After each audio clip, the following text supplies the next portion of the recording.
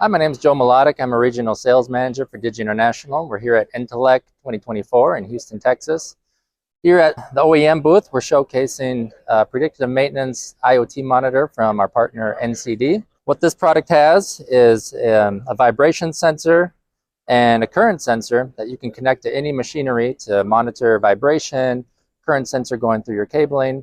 This allows you to have predictive maintenance. You can detect when vibration is getting out of a certain threshold or there's excessive current going through a power cable, and then you can prolong the life of your machine and eliminate costly downtime in your application. This is powered by Digi XBee.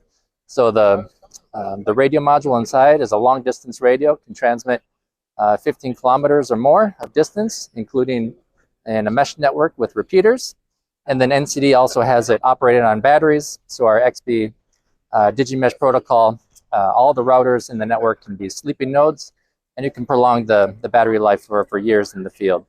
So if you want to learn more, go to ncd.io or visit digi.com to learn more about our XBee portfolio of radios and cellular modules.